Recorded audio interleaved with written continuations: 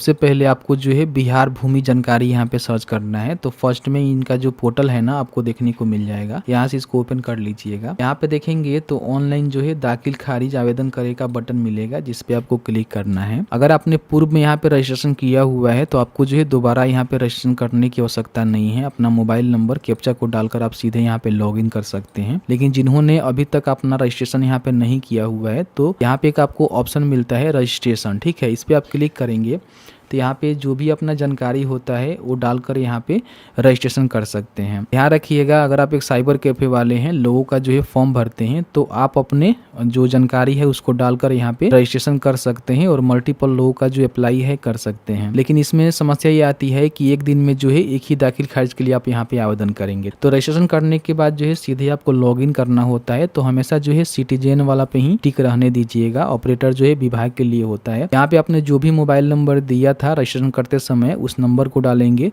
Captcha को fill करेंगे, sign in के बटन पे क्लिक करेंगे। आपके नंबर पे एक ओटीपी जाएगा, ओटीपी डालेंगे, कंफर्म के बटन पर क्लिक करेंगे। लॉगिन हो जाने के बाद फिर से जो है आपको ऑनलाइन दाखिल खारिज आवेदन करे के बटन पर क्लिक करना होगा। यहाँ पे आपने जो भी रजिस्ट्रेशन करते समय जानकारी दिया हुआ है वो जानकारी यहाँ पे आपको देखने को मिलेगा। नीचे आने के बाद यहाँ पे सबसे पहले जो है जिला का सिलेक्शन करना है, फिर यहाँ पे जो भी आपका अंचल है उसका सिलेक्शन आपको कर लेना है और नया दाखिल खारिज आवेदन करे का जो बटन है ना इस पे आपको क्लिक कर देना। तो सबसे पहले जो है एप्लीकेंट का जो डिटेल्स है वो आपको डालना है। अपना रजिस्ट्रेशन किए हुए हैं उसका प्रकार बताएंगे कि आप स्वयं जो है अपना फॉर्म भर रहे हैं तो स्वयं कर सकते हैं। अगर आप मान लीजिए साइबर कैफे वाले हैं, खुद का अपना नाम से यूजर आईडी पासवर्ड क्रिएट किए हुए हैं और किसी और का भर रहे हैं तो आपको जो है आवेदक कोई सेवा प्रदाता का जो बटन है ना इसको ही सिलेक्ट करना है। बाकी अगर कोई तृतीय पक्ष है, जैसे कि मान लीजिए अपने रिश्तेदार या फिर किसी दोस्त का आप अप्लाई कर रहे हैं तो इसका सिलेक्शन कर सकते हैं। मैं स्वयं कर रहा हूं तो यहाँ पे स्वयं का चयन करूंगा। अब यहाँ पे स्वयं का चयन करेंगे तो यहाँ पे आवेदक का जो नाम है ना वही ले लिया जाएगा जो अपने रजिस्ट्रेशन करते समय दिया था। लेकिन अगर आप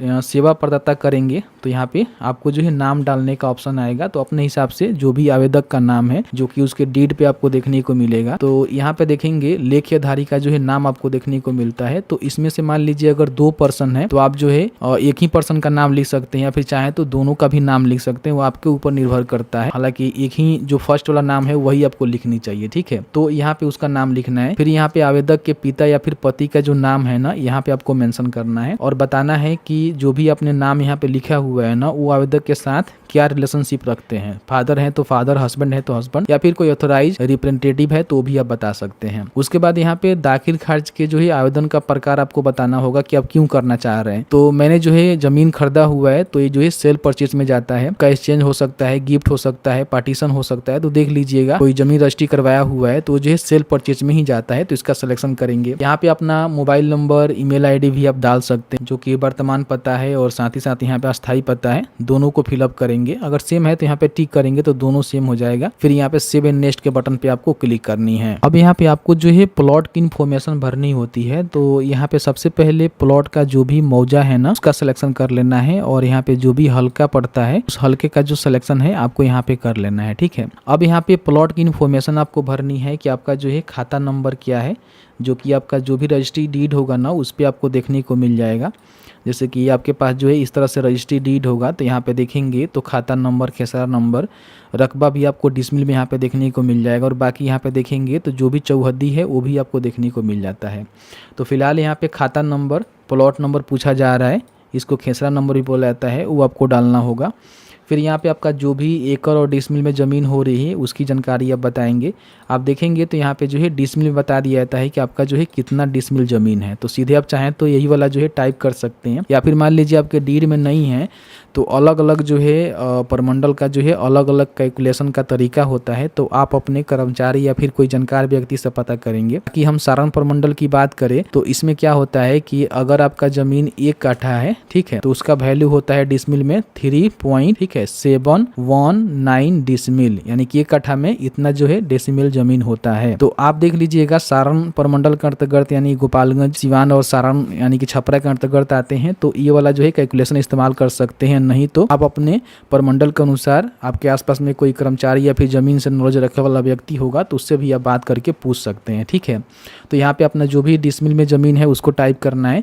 फिर यहाँ पे जो भी चौहद्दी है, जैसे कि उत्तर में कौन है, पूर्व में कौन है, पश्चिम में कौन है, दक्षिण में कौन है, उसकी पूरी इन्फॉर्मेशन यहाँ पे जो भी आपका रजिस्ट्री डीड है इस पे आपको देखने को मिल जाएगा। इसके हिसाब से ही आपको यहाँ पे भरनी है। अब यहाँ पे आपको जो है वो जमाबंदी ऐड करना है जिसमें से आपने जमीन को रजिस्ट्री करवाया हुआ है। तो उसके लिए आपको जो है क्लिक हियर के बटन पे क्लिक करना होगा। तो यहाँ पे देखेंगे तो सबसे पहले जो प्रश्न आपसे पूछे जाएंगे कि क्या विक्रेता स्वयं जमाबंदीदार है, यानी कि जिनसे भी आपने जमीन का रजिस्ट्री करवाया हुआ है, अगर जमाबंदी उसके नाम से है तो सीधे आपको यहाँ पे यस करना है और उसकी जो भी कंप्यूटराइज जमाबंदी नंबर है उसको डालकर यहाँ पे उसका जो जमाबंदी है यहाँ पे ऐड कर सकते हैं। लेकिन दिक्कत कब आता है, जब वो स्वयं जमाबंदीदार नहीं होता है तो उस कंडीशन में आपको नो करना होता है। नो करेंगे तो पूछेगा कि क्या जो भूमि है उसमें एक से अधिक अगर हिस्सेदार हैं तो आपको यहाँ पे यस करना होगा, नहीं है तो नो करेंगे। नो करेंगे तो यहाँ पे पूछेगा कि क्या आपने विक्रय पत्र, जीवित जमाबंदीदार का सहमति पत्र उसमें अटैच किया हुआ है। अगर नो करेंगे तो आप दाखिल खर्च के लिए आवेदन नहीं करेंगे, तो इसको जो है यहाँ पे यस ही आपको करना है। उसके बाद यहाँ पे देखेंगे तो कंप्यूटराइज जो है जमाबंदी संख्या यहाँ पे आपको डालने का ऑप्शन आएगा, जिसको डालकर आप यहाँ पे ऐड कर सकते हैं। अभी बताएंगे कैसे ऐड करना है। अब यहाँ पे हम बात कर लेते हैं कि मान लीजिए एक से अधिक हिस्सेदार हैं, आप यहाँ पे यस करेंगे तो पूछेगा क्या भूमि आपका संयुक्त खाते की है। अगर ज्वाइंट है तो यहाँ पे बता सकते हैं, नहीं है तो नो करेंगे, अपने हिसाब से देख लेंगे। कृपया हिस्सेदार का नाम दर्ज करें। तो यहाँ पे क्या होगा कि जो भी जमीन आपने रजिस्ट्री करवाया हुआ है उसमें जितने भी हिस्सेदार हैं उन सभी का जो है नाम यहाँ पे आपको डालना होगा, जैसे कि उनका नाम क्या है, गार्जियन का नाम क्या है, रिलेशन क्या है, कास्ट क्या है, पुरुष है कि मेल फीमेल है, फिर यहाँ पे मोबाइल नंबर, एड्रेस डालना होगा और यहाँ पे ऐड करना होगा। अगर एक से अधिक हिस्सेदार हैं तो उनकी भी जानकारी आप यहाँ पे ऐड न्यू रो के बटन पर क्लिक करके ऐड कर सकते हैं। उसके बाद यहाँ पे कहेगा कि क्या आपने विक्रय पत्र सभी खातेदारों का सहमति पत्र संकलन किया हुआ है, तो यहाँ पे आपको यस ही करना है। नो करेंगे तो फिर यहाँ पे आगे जो है दाखिल खर्च के लिए आवेदन आप नहीं कर पाएंगे। तो चलिए मैं यहाँ पे यस कर देता हूँ। अब यहाँ पे आपको जो है कंप्यूटराइज जमाबंदी संख्या या फिर आपको भाग पीड़ित संख्या पता है तो उसकी जानकारी भर के जो है जमाबंदी को ऐड कर सकते हैं। तो इसको पता करने के लिए आप चाहें तो यहाँ पे क्लिक कर सकते हैं या फिर आप बिहार भूमि के ऑफिशियल पोर्टल पे आएंगे। यहाँ पे जो है जमाबंदी पंजी देखे का बटन मिलेगा, जिस पे क्लिक करेंगे, अपना जो भी जिला है उसका सिलेक्शन करेंगे, फिर यहाँ पे प्रखंड का करेंगे और प्रोसीड करेंगे, फिर मौजा का सिलेक्शन कर लेंगे। उसके बाद जमीन जो है किससे सर्च करना चाहते हैं उसकी जानकारी यहाँ पे टिक करेंगे, जानकारी डालेंगे, को फिल करेंगे, सर्च के बटन पर क्लिक करेंगे। इस तरह से आपके सामने जो है जमाबंदी पंजी यहाँ पे खुल जाएगा। अब यहाँ पे जो भी जमाबंदी में से आपने जमीन को रजिस्ट्री करवाया हुआ है उनकी जानकारी यहाँ पे आपको देखना होगा कि उनका नाम, खाता कैसा नंबर और जमाबंदी नंबर सब वेरीफाई कर लेंगे। आपको लगता है कि मेरा ये वाला है तो यहाँ पे देखेंगे तो आपको जो है कंप्यूटराइज जमाबंदी संख्या देखने को मिलेगा। इसको यहाँ से आपको कॉपी कर लेना है। यहाँ पे आपको टिक करना है कि मुझे जो है कंप्यूटराइज जमाबंदी संख्या से जमाबंदी को ऐड करना है, तो मैं यहाँ पे क्लिक कर देता हूँ। तो जैसे ही यहाँ पे टिक करेंगे तो यहाँ पे कंप्यूटराइज जमाबंदी नंबर जो है डालने का ऑप्शन आएगा, यहाँ पे डालना है और आपको जो है सर्च के बटन पे क्लिक करना है। जैसे ही सर्च के बटन पर क्लिक करेंगे तो जो भी आपने जमाबंदी की जानकारी यहाँ पे डाला हुआ है उससे रिलेवेंट जो है सभी जानकारी यहाँ पे खुल के आ जाएगा कि उनका नाम क्या है, खाता नंबर, जो भी उनका भाग वर्तमान पीढ़ संख्या है वो आपको देखने को मिल जाएगा। फिर यहाँ पे जमाबंदी संख्या देखने को मिलेगा। आपको लगता है कि इसी ज़मीन में से आपने जो है रजिस्ट्री करवाया हुआ है तो ही आपको यहाँ पे यस करना है, नहीं तो आपको अपने जानकारी जो है सही से डालना है। तो मैंने जो भी जानकारी डाला हुआ है ना, इसमें खाता नंबर भी दर्ज है, जमाबंदी नंबर भी दर्ज है, कितना रकबा ज़मीन है ये भी दर्ज है, उनका नाम भी दर्ज है, तो मुझे कोई प्रॉब्लम नहीं होगा। लेकिन हो सकता है कि आपके कंडीशन में खाता नंबर ना हो, जमाबंदी में ना चढ़ा हो, या फिर खेसरा नंबर ना चढ़ा हो, या फिर नाम ना चढ़ा हो, तो उस कंडीशन में जो है दाखिल खर्च के लिए आप आवेदन यहाँ पे नहीं कर पाएंगे। उसके लिए जो है सबसे पहले जमाबंदी को, जो भी ज़मीन आपने खरीदा हुआ है ना, उनके जमाबंदी को जो है परिमार्जन के माध्यम से अपडेट करवाना होगा। उसके बाद ही आप दाखिल खर्च के लिए आवेदन कर पाएंगे। ठीक है, तो मैं जो भी यहाँ पे जानकारी डाला हूँ जानकारी सही है, मुझे यहाँ पे यस करना है। अब यस करेंगे तो यहाँ पे अब जो है आपको सेव एंड नेक्स्ट का एक बटन मिलेगा, जिस पे आपको क्लिक करना है। इस तरह से आपका जो ज़मीन की जानकारी है यहाँ पे ऐड हो जाएगा। ठीक है, अब इसको क्या करना है कि यहाँ से क्लोज कर देना है। अब यहाँ पे मान लीजिए जो भी आप प्लॉट की जानकारी दिए हुए हैं, तो कई बार क्या होता है कि रजिस्ट्री करवाते समय 2 प्लॉट 3 प्लॉट जो है एक ही साथ में रजिस्ट्री होता है। तो अगर आपका कंडीशन है कि 2 प्लॉट आपने 3 प्लॉट जो है एक ही साथ रजिस्ट्री करवाया हुआ है, तो उन सभी प्लॉट को जो है ऐड न्यू रो के बटन पर क्लिक करके यहाँ पे ऐड कर सकते हैं। जैसे कि आपने जो भी ज़मीन लिखवाया होगा उसमें जितने भी अलग अलग प्लॉट आपने लिखवाया होगा उसकी जानकारी यहाँ पे दी जाती है। अगर आपका सिंगल प्लॉट है तो बस यहाँ पे सिंगल ही ऐड करना है और उसके बाद क्या करना है कि सेव एंड नेक्स्ट के बटन पे आपको क्लिक कर देना है। अब यहाँ पे आपको जो है बायर का डिटेल्स यहाँ पे डालना है, यानी कि जो भी ज़मीन को खरीदा हुआ है। तो यहाँ पे टाइप में जो है आपको रैयत ही सिलेक्ट करना है। यहाँ पे जो भी ज़मीन बाई किया हुआ है उसका नेम क्या है वो रजिस्ट्री डीड पे आपको देखने को मिल जाएगा। फिर यहाँ पे उसके गार्जियन का नेम क्या है, उस गार्जियन के साथ उसका रिलेशनशिप क्या है, तो यहाँ पे बता देंगे कि जो भी आप यहाँ पे गार्जियन का नाम दे रहे हैं उसके साथ क्या रिलेशनशिप है। फिर उसका कास्ट क्या है, जेंडर क्या है, मोबाइल नंबर, एड्रेस और यहाँ पे आधार नंबर आपको देनी होगी, ठीक है। जो कि सभी जानकारी आप देखेंगे तो आपका जो भी रजिस्ट्री डीड होगा ना उस पर यहाँ पे मेंशन कर दिया जाता है। नाम भी मेंशन रहेगा, उम्र भी मेंशन रहेगा, आपका जो आधार नंबर है, मोबाइल नंबर है, वो सब यहाँ पे दर्ज की जाती है, ठीक है। तो इसके अकॉर्डिंग ही आपको जानकारी यहाँ पे भरनी होगी। अब यहाँ पे मान लीजिए एक से अधिक लोग जो है मिलकर ज़मीन को खरीदे हुए हैं, जैसे कि मान लीजिए 2 लोग 3 लोग जो है मिलकर ज़मीन खरीदे हुए हैं, तो उन सभी का जानकारी जो है यहाँ पे ऐड न्यू रो के बटन पर क्लिक करके आप यहाँ पे ऐड कर देंगे, ठीक है। बट मेरे कंडीशन में एक ही व्यक्ति खरीदा हुआ है तो एक व्यक्ति का हम नाम डालेंगे और यहाँ पे सेव एंड नेक्स्ट के बटन पे क्लिक करेंगे। अब यहाँ पे आपको जो है सेलर का डिटेल्स डालना है, जो भी ज़मीन बेचा हुआ है उसका नाम क्या है, उसके गार्जियन का नाम क्या है, रिलेशन गार्जियन के साथ क्या है, कास्ट क्या है, जेंडर क्या है, मोबाइल नंबर, एड्रेस और आधार नंबर उसका यहाँ पे डालना है। ध्यान रखिएगा अगर एक से अधिक लोग जो है मिलकर यहाँ पे ज़मीन को जो है सेल किए हुए हैं तो उनकी जानकारी जो है ऐड न्यू रो के बटन पर क्लिक करके आप यहाँ पे ऐड कर सकते हैं। तो अपना जो भी डीड होगा उसके हिसाब से इसको भरिएगा और भरने के बाद सेव एंड नेक्स्ट के बटन पे आपको क्लिक करना है। अब यहाँ पे आपको जो है डॉक्यूमेंट अपलोड करना है। तो यहाँ पे देखेंगे तो आपको जो है 2 डॉक्यूमेंट यहाँ पे अपलोड करना है और अन्य आपके पास कोई डॉक्यूमेंट होगा तो आप यहाँ पे दे सकते हैं। हालांकि ये मैंडेटरी नहीं है, आप चाहें तो इसको छोड़ सकते हैं, लेकिन इसमें जो 2 डॉक्यूमेंट ये दिया गया है ना इसको आपको अपलोड करना ज़रूरी है। इसमें सबसे जो पहला आपका डॉक्यूमेंट होने वाला है रजिस्टर यहाँ पे डीड होने वाला है। तो बेसिकली ये आपका डीड होता है, इसको ही स्कैन करके आपको अपलोड करना है और इसके ही अकॉर्डिंग आपको जानकारी को भरना है। तो सबसे पहले यहाँ पे डॉक्यूमेंट नंबर मांगा जा रहा है, तो आप अपने रजिस्ट्री डीड पे देखेंगे तो यहाँ पे जो है बुक नंबर या फिर डीड नंबर यहाँ पे रहता है, डीड नंबर बोला जाता है। जो डीड नंबर के सामने 4 अंकों का जो नंबर है ना यही आपका डॉक्यूमेंट नंबर होगा, तो इसमें इसको डाल दीजिएगा। फिर यहाँ पे जो है डॉक्यूमेंट का डेट पूछेगा, तो अपना जो भी रजिस्ट्री डीड है उसको देखेंगे तो जिस भी डेट को आपका रजिस्ट्री हुआ होगा उसकी यहाँ पे डेट मेंशन होगा, जैसे कि यहाँ पे देख रहे हैं यही वाला जो है डेट आपको यहाँ पे डालना है। अगर आप डीड की तिथि से 90 दिनों के बाद दाखिल खारिज के लिए आवेदन कर रहे हैं तो यहाँ पे अपना जानकारी लिखेंगे कि आखिर आपने इतना डिले क्यों किया हुआ है। लेकिन 90 दिनों के भीतर कर रहे हैं तो यहाँ पे कुछ भी आपको नहीं लिखना है, छोड़ देना है। बाकी यहाँ पे अपना जो भी रजिस्ट्री कार्यालय है उसका आपको सिलेक्शन करना होगा। तो बेसिकली ये आपकी रजिस्ट्री डीड पे ही मिल जाता है। देख सकते हैं कि यहाँ पे कार्यालय के बाद जो है जो भी रजिस्ट्री कार्यालय का नाम लिखा होगा यही कार्यालय जो है आपको यहाँ पे सेलेक्ट करना है। यहाँ पे जो भी आपका रजिस्ट्री डीड है ना इसको स्कैन करके यहाँ पे 500 KB से जो है कम इसका जो साइज है उसको बनाकर PDF में आपको अपलोड करना होता है। तो बनाने के लिए सबसे पहले आपने जो भी JPG में स्कैन किया हुआ है उसको जो है सबसे पहले आपको PDF में यहाँ पे कन्वर्ट करना होगा। तो उसके लिए JPG PDF कन्वर्टर आप यहाँ पे सर्च करेंगे तो फर्स्ट में ये वाला वेबसाइट देखने को मिलेगा, जिसको यहाँ से ओपन कर लीजिएगा। यहाँ पे जो भी JPG फाइल है ना उसको आपको सेलेक्ट कर लेना है। जैसे कि आप सभी को पता ही होगा कि रजिस्ट्री डीड में जो है मल्टीपल पेज होते हैं, तो जितने भी पेज आपने सेलेक्ट किया हुआ है उन सभी पेजेस को आप यहाँ पे सेलेक्ट कर लेंगे। तो इस तरह से मैंने जो है सभी पेज को सिलेक्ट कर लिया हुआ है। अब यहाँ पे कन्वर्ट टू PDF के बटन पे आपको क्लिक करना है। आपका PDF यहाँ पे डाउनलोड हो जाएगा, ठीक है, कि लगभग जो है 672 KB में जो है डाउनलोड हुआ है और हमें जो है 500 KB में ही अपलोड करना है। तो इसको जो है कंप्रेस करना होगा। इसके लिए आपको जो है फिर से कंप्यूटर के ब्राउज़र में PDF टू ऑनलाइन कंप्रेसर आपको सर्च करना होगा। तो आपके सामने ये वाला वेबसाइट आएगा, इसको यहाँ से ओपन कर लीजिएगा। ओपन करने के बाद यहाँ पे जो भी अपना PDF है जो कि अभी आपने JPG से PDF में कन्वर्ट किया हुआ है उसको यहाँ पे सेलेक्ट करना है। तो इस तरह से आपका जो फाइल है यहाँ पे सेलेक्ट हो जाएगा। यहाँ पे आप अपने हिसाब से देख लेंगे 200 DPI में, 150 DPI में या 250 DPI में करके, मतलब 500 से जो है कम आपका जो फाइल साइज़ है यहाँ पे कर लीजिएगा। जैसे कि मान लीजिए मैं 200 DPI में यहाँ पे कर रहा हूँ, या फिर मैं 150 ही कर देता हूँ जो कि मीडियम हो जाएगा, 200 ही सही रहेगा। उसके बाद यहाँ पे आपको जो है कन्वर्ट के बटन पे क्लिक करना है।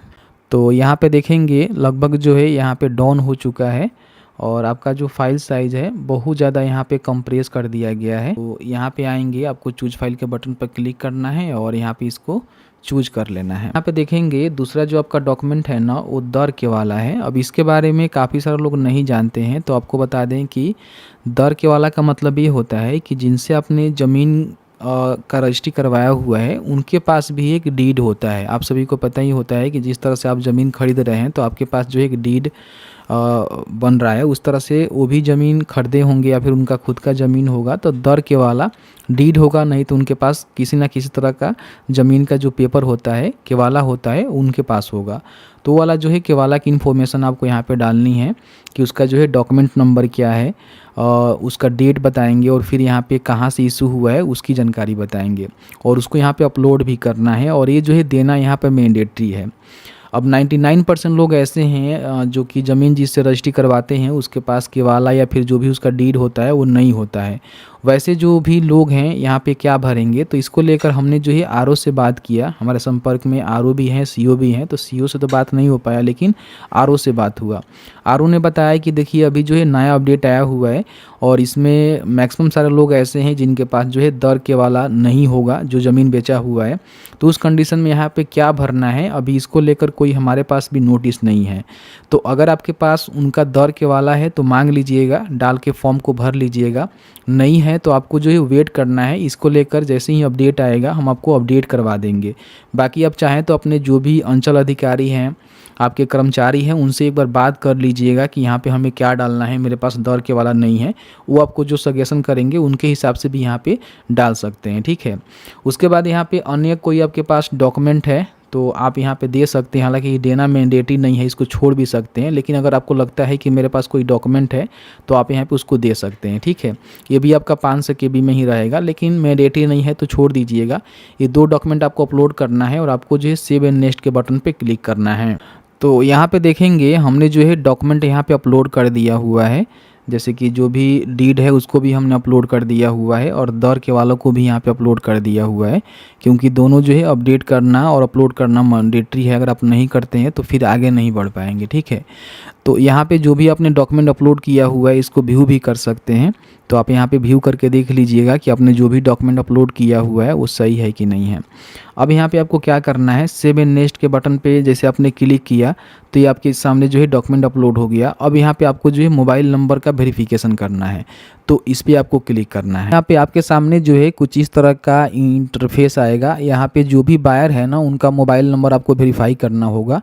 यहाँ पे जो है आपको मोबाइल नंबर भी देखने को मिल रहा होगा। तो गेट OTP के बटन पे आपको क्लिक करना है। तो यहाँ पे जो भी बायर है ना उनके नंबर पे एक OTP जाएगा। OTP डालकर यहाँ पे कंफर्म के बटन पर क्लिक करेंगे। इस तरह से देखेंगे आपका जो OTP है यहाँ पे वेरीफाई हो जाएगा। अब यहाँ पे आपको जो है प्रीव्यू करना है जो भी आपने जानकारी फिलअप किया हुआ है और उसके बाद यहाँ पे आपको जो है सबमिट के बटन पर क्लिक करना है। तो आपका जो फॉर्म है ना सबमिट हो जाता है। फॉर्म को सबमिट करने के बाद कभी भी आप अपने एप्लीकेशन का जो स्टेटस है चेक करना चाहते हैं तो दाखिल खारिज आवेदन स्थिति देखे के बटन पे आपको क्लिक करना है। यहाँ पे अपना जो है जिला का सिलेक्शन करेंगे, यहाँ पे अंचल का सिलेक्शन करेंगे, 20 वर्ष में अपना जो है दाखिल खारिज के लिए आवेदन किए हुए हैं उसका सिलेक्शन करेंगे, प्रोसीड करेंगे। जैसे कि दाखिल खारिज के लिए आवेदन करेंगे तो एप्लीकेशन को आप सबमिट करेंगे तो आपको जो है केस नंबर मिलता है, तो उससे खोज सकते हैं। नहीं तो जमीन का जो डीड नंबर है उससे भी खोज सकते हैं और नहीं तो मौजा की समझ जो जानकारी होता है उससे भी आप यहाँ पे खोज सकते हैं। तो आपके पास जो भी इन्फॉर्मेशन है, जैसे कि मान लीजिए केस नंबर नहीं है तो मौजा के हिसाब से अपना जो भी मौजा है उसका सिलेक्शन यहाँ पे कर लीजिएगा, ठीक है। इसके माध्यम से भी आप यहाँ पे सर्च कर सकते हैं या फिर चाहे तो प्लॉट नंबर से भी आप यहाँ पे खोज सकते हैं। तो आपके पास कई सारे ऑप्शन है कि मान लीजिए आपने दाखिल खारिज के लिए आवेदन किया,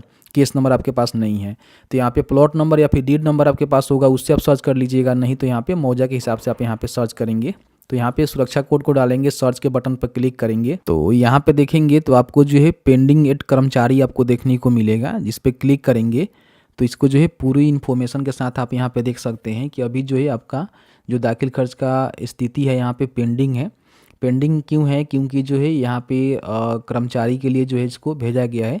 फिर यहाँ पे जो है इसको आरओसीओ देखेंगे, उसके बाद यहाँ पे फिर अप्रूव होगा, तब जाकर यहाँ पे करेक्शन स्लिप जनरेट होगा, जिसके बाद आपका दाखिल खर्च कंप्लीट हो जाएगा। विषय में दाखिल खर्च के लिए आवेदन करते हैं और उसमें किसी प्रकार की करेक्शन की आवश्यकता लगती है तो आपको जो है यहाँ पे फिर से आना होगा। ऑनलाइन दाखिल खर्च के बटन पे आपको क्लिक करना होगा, ठीक है। और उसके बाद यहाँ पे जिला का नाम आपको सेलेक्ट करना होगा। तो यहाँ पे देखेंगे जिला का नाम मिलेगा, फिर यहाँ पे अपना अंचल का सिलेक्शन करेंगे और उसके बाद यहाँ पे ड्राफ्ट किए गए दाखिल खर्च देखे का बटन मिलेगा, जिस पे क्लिक करेंगे तो यहाँ पे देखेंगे जितना भी अपने फॉर्म को फिलअप किया हुआ है ना, वो सभी का जो है यहाँ पे ऑप्शन देखने को मिलेगा, जिसमें एक एडिट का ऑप्शन मिलेगा पेंसिल वाला, इस पे